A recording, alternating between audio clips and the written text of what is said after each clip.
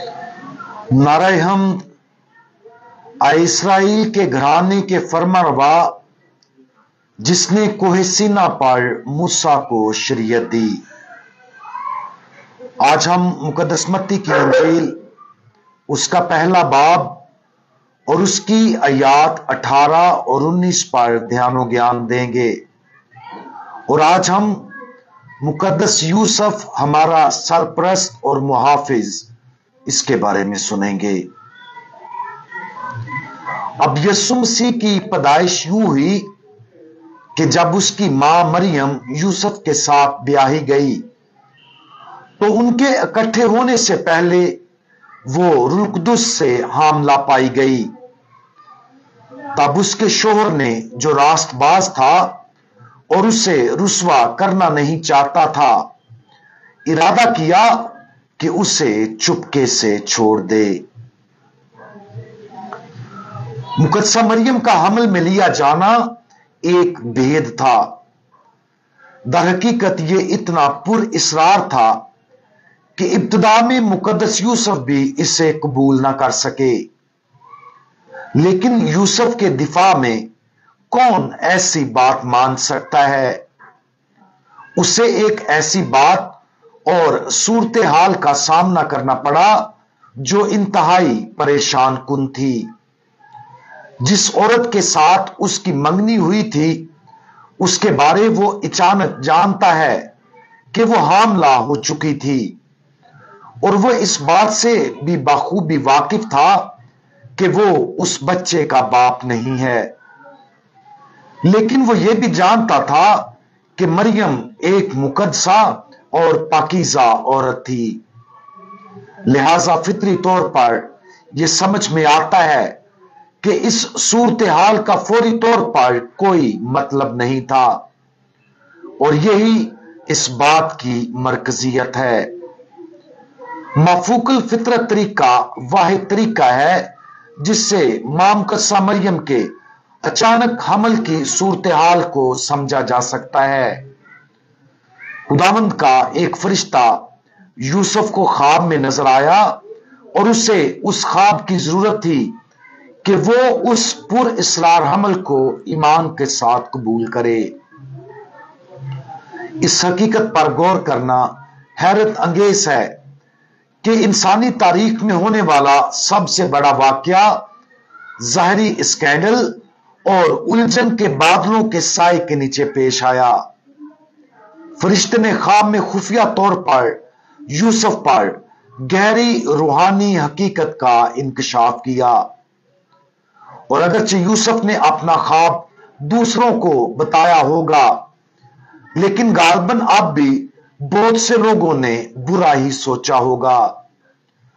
ज्यादातर ने यह ख्याल किया होगा कि मरियम या तो यूसुफ के जरिए या किसी और के जरिए हामला हुई थी।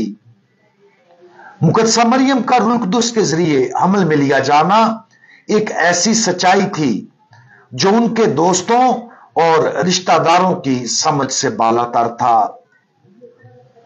लेकिन यह हमें खुदा के फैसले और अमल के बारे में एक अजीम सबक पेश करता है। जिंदगी में ऐसी बेशुमार मिसालें हैं जब खुदा और उसका कामिल फैसला ज़ाहरी स्कैंडल और उलझन का बायस बनेगा। मिसाल के तौर पर किसी पुराने शहीद को ले लें। अब हम शहादत के बहुत से अमाल को बहादुरी से देखते हैं, लेकिन जब शहादत वाकया हुई होगी तो बहुत से लोग शदीद गम, गुस्सा, बदगुमानी और तजब्जब का शिकार हुए होंगे। जब किसी अजीज को ईमान की वजह से शहीद किया जाता है तो बहुत से लोग ये सवाल करने पर मजबूर होंगे कि खुदा ने इसकी इजाजत क्यों दी। दूसरों को मुआफ करने का मुकद्दस अमल भी कुछ को जिंदगी में स्कैंडल की शक्ल में नजर आ सकता है। मिसाल के तौर पर खुदावंद यीशु मसीह की मसलूबियत को ले लें। सलीब से उसने पुकारा, बाप उनको मुआफ कर। क्या इस मुआफी के अमल से उसके बहुत से पैरोकार उलझन और बदनामी का शिकार नहीं हुए थे।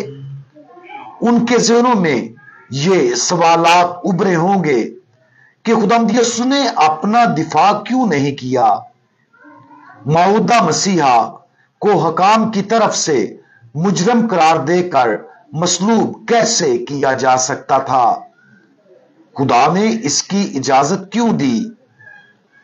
आज जिंदगी में खुदा के अमाल के भेदों पर गौर करें।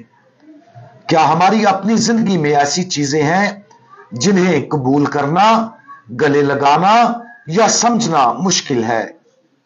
जान लें कि हम अकेले इस हालत में नहीं हैं, क्योंकि मुकद्दस यूसुफ ने भी इसका तजर्बा किया। अगर हम अपनी जिंदगी में किसी भी भेद के साथ जद्दोजहद कर रहे हैं तो दुआ के साथ अपने आप को खुदा की हिकमत पर गहरा इत्मीनान करते हुए उसके हवाले कर दें और जान लें कि ये ईमान हमें खुदा की शानदार जलाली हिकमत के मुताबिक मुकम्मल तौर पर जिंदगी गुजारने में मदद देगा। हम दुआ मांगे। खुदावंद, हम अपनी जिंदगियों के गहरे भेदों के साथ आपकी तरफ रुजू करते हैं। इन सब का इत्मीनान और हिम्मत के साथ सामना करने में हमारी मदद करें। हमें अपनी हिकमत अता फरमाएं ताकि आपके कामिल मंसूबे पर भरोसा करते हुए हम हर रोज ईमान में चल सकें, बेशक वो मंसूबा पुर इसरार ही क्यों ना नजर आए। खुदावंद यीशु मसीह, हमारा भरोसा आप पर है। आमीन।